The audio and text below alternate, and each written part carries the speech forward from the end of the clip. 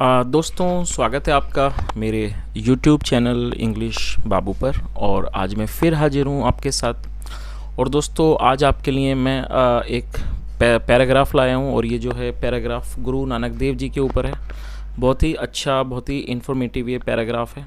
और उसके अलावा दोस्तों आज की इस वीडियो में आपको कुछ नए इंग्लिश के वर्ड सीखने को मिलेंगे, उनकी करेक्ट प्रोनाउंसिएशन के बारे में पता चलेगा। और हमेशा की तरह इसका जो ग्रामर का पार्ट है उसे डिटेल में कवर करेंगे, तो एक एक स्ट्रक्चर को आप आसानी से सीख पाएंगे।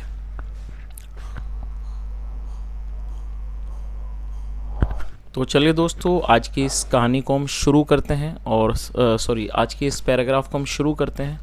और सबसे पहले हम इसका टाइटल देखते हैं। इसका टाइटल है गुरु नानक। तो दोस्तों जैसा मैंने आपको बताया ये जो आज का पैराग्राफ है ये गुरु नानक देव जी के ऊपर है। तो चलिए इसको शुरू करते हैं। और मेरी आपसे रिक्वेस्ट है, यदि आपको वीडियो अच्छी लगे, इन्फॉर्मेटिव लगे, तो इसे लाइक करें और चैनल को भी सब्सक्राइब करें। तो चलिए इसको शुरू करते हैं। A precious child was born in 1469 in Khatri family at Talwandi near Lahore. क्या मतलब हुआ दोस्तों? ये जो वाक्य है ये हमारा पैसिव का वाक्य है। जब हम कोई भी पास्ट इंडेफिनिट में पैसिव वॉइस का वाक्य बनाते हैं तो वहाँ वॉज या वर्ब का प्रयोग हेल्पिंग वर्ब के रूप में किया जाता है, साथ में वर्ब की थर्ड फॉर्म लगाई जाती है। यदि हमारा सब्जेक्ट सिंगुलर नाउन होगा तो उसके साथ हमें वॉज का यूज़ करना होता है, और यदि वो प्लूरल नाउन होगा तो हमें वहाँ पर वर्ब का यूज़ करना होता है। तो क्या अर्थ हुआ?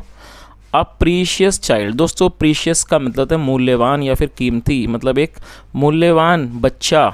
वॉज बॉर्न मतलब उसका जन्म हुआ। इन 1469 1469 में कहाँ हुआ? इन खत्री फैमिली मतलब खत्री परिवार में। एट तलवंडी, तलवंडी में। नियर लाहौर, लाहौर के पास। ये किसी स्थान का नाम है। आगे देखिए। The village is called Nankana Sahib which is now in Pakistan. दोस्तों ये जो हमारा वाक्य है ये प्रेजेंट इंडेफिनिट का पैसिव वॉइस का वाक्य है। जब हम प्रेजेंट इंडेफिनिट में कोई भी पैसिव का वाक्य बनाते हैं तो वहाँ पर इज एम आर का प्रयोग हेल्पिंग वर्ब के रूप में किया जाता है, साथ में वर्ब की थर्ड फॉर्म लगाई जाती है। और ये थर्ड फॉर्म है कॉल की थर्ड फॉर्म कॉल्ड। तो क्या अर्थ हुआ? The village is called Nankana Sahib. Nankana Sahib मतलब वो जो गांव है उसे ननकाना साहिब बोला जाता है। विच इज़ नाउ, विच मतलब जो, which is now in Pakistan, जो कि अब पाकिस्तान में है। चलिए आगे देखिए। The name of the boy was Nanak, known to the world as Guru Nanak देव। दोस्तों ये जो वाक्य है ये सिंपल पास्ट का वाक्य है। सिंपल पास्ट का मतलब होता है जब हम पास्ट में कोई ऐसा वाक्य बनाएं जहाँ पर वॉज या वर्ब का प्रयोग हेल्पिंग वर्ब के रूप में किया जाता है और साथ में नाउन या फिर एडजेक्टिव को लेकर वाक्य बनाया जाता है। इस तरह का जो वाक्य है वो सिंपल पास्ट का वाक्य कहलाता है, जहाँ पर किसी भी तरह की वर्ब का प्रयोग नहीं किया जाता है। और इस तरह के सेंटेंसेस को नो एक्शन सेंटेंस भी कहा जाता है। तो इस लाइन का क्या अर्थ हुआ? The name of the boy was Nanak, मतलब कि बच्चे का नाम नानक था। नॉन टू द वर्ल्ड, जो कि संसार में जाना गया, दुनिया में जाना गया। एज गुरु नानक देव मतलब जिन्हें जाना गया गुरु नानक देव के नाम से। चलिए आगे देखिए। At the age of 7 he joined the village school. At the age of 7 मतलब कि 7 साल की आयु में ही ज्वाइंड। और ये हमारा पास्ट इंडेफिनिट का अफर्मेटिव वाक्य है जहाँ सेकंड फॉर्म लगाई जाती है। ज्वाइन की सेकंड फॉर्म है ज्वाइन, जिसका मतलब है शामिल होना, किसी चीज़ को ज्वाइन करना। और ये सेकंड फॉर्म है। तो क्या अर्थ हुआ? एट द एज ऑफ 7 मतलब कि 7 साल की आयु में ही ज्वाइन द विलेज स्कूल, उन्होंने जो गांव का स्कूल था उसे उसको उन्होंने ज्वाइन किया। चलिए आगे देखिए।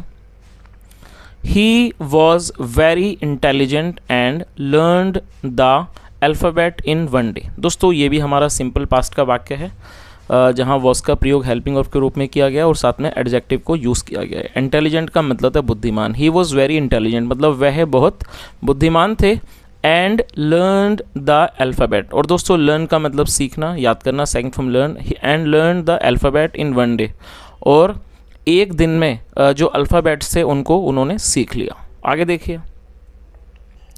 Once he composed a beautiful hymn which is now in Guru Granth Sahib. Compose का मतलब होता है किसी चीज़ की रचना करना, सेकंड फॉर्म में कंपोज्ड, और ये भी हमारा पास्ट का अफर्मेटिव वाक्य है। वंस एक बार, ही कंपोज्ड अ ब्यूटीफुल हाइम मतलब एक बार उन्होंने एक सुंदर भजन की रचना की।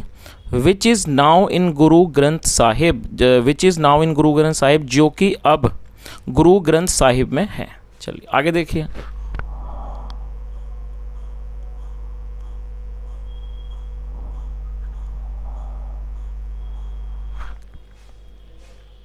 ही used to think about God for hours together. क्या अर्थ हुआ दोस्तों? ये जो वाक्य है यहाँ पर यूज टू का प्रयोग किया गया है, और यूज टू का प्रयोग पास्ट के वाक्यों में किया जाता है जब हम पास्ट में ये दिखाना चाहते हैं, पास्ट के अंदर किसी भी तरह की कंसिस्टेंसी को, निरंतरता को दिखाना चाहते हैं। जहाँ हम ये दिखाते हैं कि पास्ट में कोई व्यक्ति किसी क्रिया को बराबर किया करता था, तो वहाँ पर यूज टू का प्रयोग किया जाता है, साथ में वर्ब की फर्स्ट फॉर्म लगाई जाती है।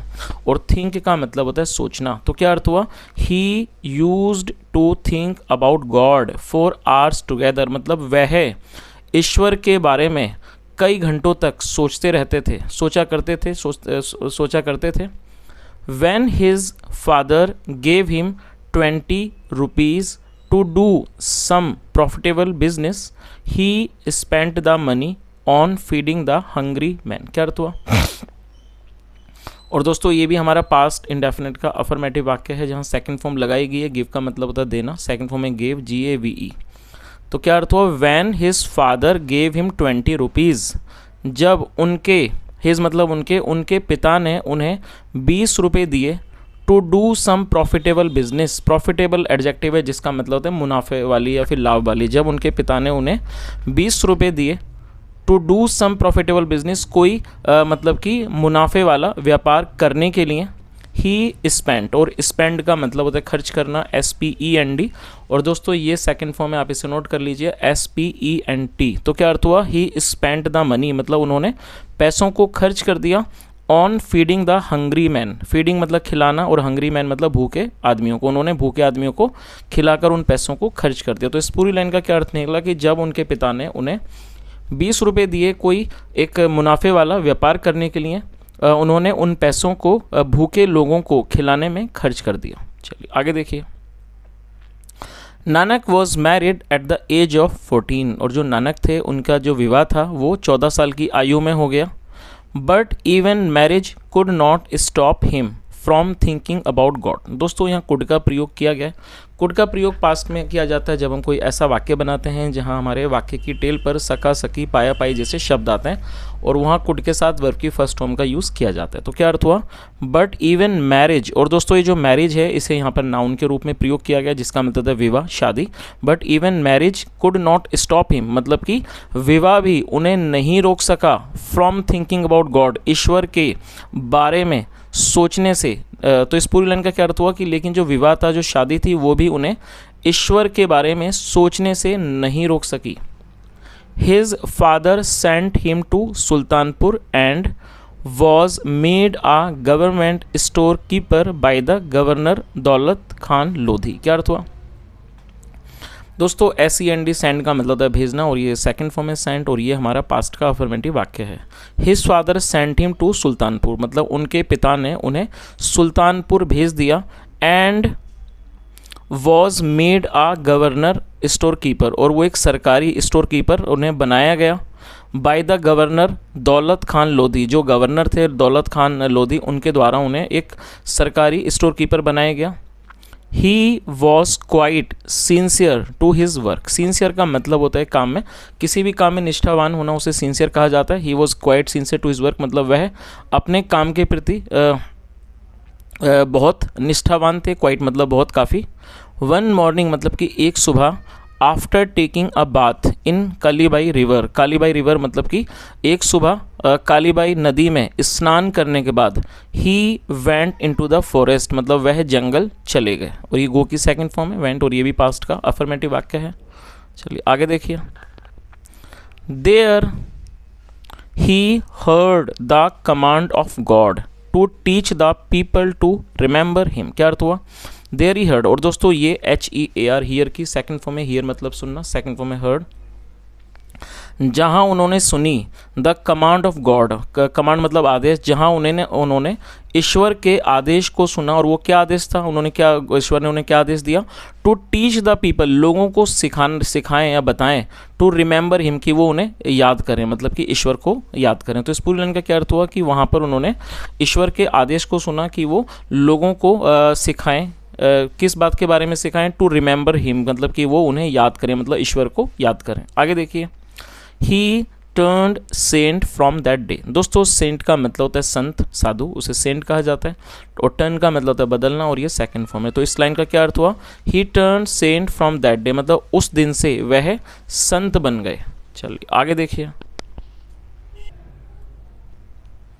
ही preached that the people are not Hindus and Muslims but the children of one God। क्या मतलब हुआ दोस्तों, ये भी हमारा पास्ट इंडेफिनिट का ही अफर्मेटिव वाक्य है। सबसे पहले आप इसकी मीनिंग को नोट कर लीजिए। PREACH, प्रीच का मतलब होता है उपदेश देना, सेकंड फॉर्म है प्रीज, तो ये सेकंड फॉर्म का यूज़ है और ये पास्ट का अफर्मेटिव वाक्य है। तो क्या अर्थ हुआ, ही प्रीज्ड मतलब उन्होंने उपदेश दिया कि the people are not Hindus and Muslims, मतलब कि जो लोग हैं वो हिंदू और मुस्लिम नहीं हैं, बट लेकिन the children of one God, लेकिन वो एक ईश्वर के बच्चे हैं। तो इस पूरी लाइन का क्या अर्थ निकला कि उन्होंने उपदेश दिया कि जो लोग हैं वो हिंदू और मुस्लिम नहीं हैं, लेकिन एक ईश्वर के वो बच्चे हैं। चलिए आगे देखिए, ही believed in one God. Believe का मतलब होता है किसी बात में, किसी मान्यता में विश्वास होना, विश्वास करना, सेकंड फॉर्म बिलीव्ड।